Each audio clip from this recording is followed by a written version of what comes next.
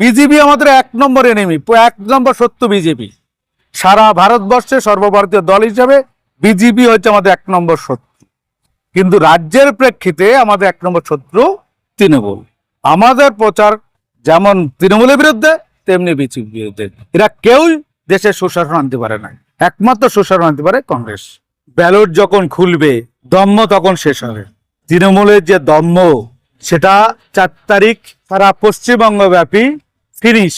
132টা গ্রাম, 238টা booth, কম বেশি সব বুথেই পৌঁছেছি, পা দিয়েছি।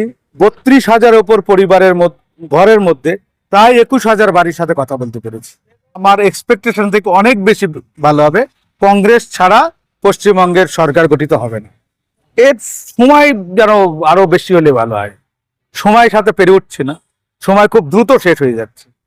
এই সারাদিন থেকে শুরু করেছি, এই প্রচারের ফাঁকে একটু আপনাকে সময় দিতে পারছি। স্ট্রিট কর্নার প্রত্যেকটা, আজকে আমার টোটাল 24টা স্ট্রিট কর্নার আছে।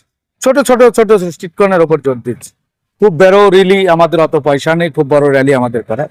ছোট ছোট স্ট্রিট কর্নার করে চুরির টাকা পকেট থেকে দিতেই পারে, তবে এই সরকার ভাতা দিয়ে, ছোট ছোট উৎকণ্ঠা দিয়ে পেট ভরাতে চাইছেন। নিজে যেমন ভরাতে চাইছেন, অন্যকে ভরাতে চাইছেন। আর এই বোনাস দেওয়ার কথা, এটা চরম মিথ্যাবাদী। সরকারটা তো মিথ্যার উপর প্রতিষ্ঠিত। মিথ্যা রানীর যোগ্য অভিনেতা হিসাবে এই বক্তব্য পোস্ট করেছে। সকাল 8টায় প্রচার শুরু হবে, একদম 6টা বাজে 1 মিনিটে শেষ করব প্রচার। আইনটাকে খুব ভালোভাবে মেনে চলার চেষ্টা করি, কোনো পারমিশনের বাইরে প্রচার করি না।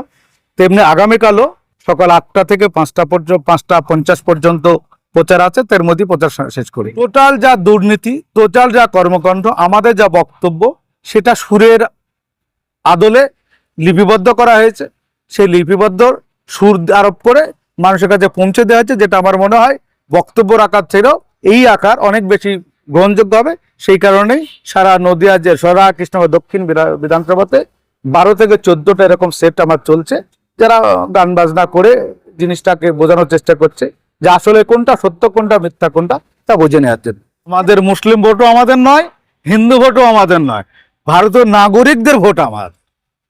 ভারতের যারা নাগরিক, সুনাগরিক ভোটার, তাদের ভোটার।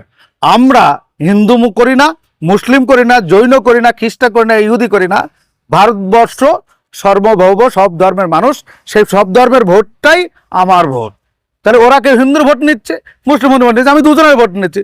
দেখুন কি হয়। 100% কোনোদিন ধর্ম নিয়ে রাজনীতি করে না, ধর্ম নিয়ে ভোট চায় না, ধর্মকে কোনো আলিঙ্গন করে না। যারা আলিঙ্গন করে তারা আজ আছে কাল থাকবে না। আমাদের দুটো ভোট, হিন্দুর ভোটও আমার, মুসলিম ভোটও আমার, খ্রিস্টান ভোটও আমার, সব ভোটই আমার। আমার তো আমাদের কংগ্রেসে হিন্দু মুসলিম বলে কিছু নেই তো।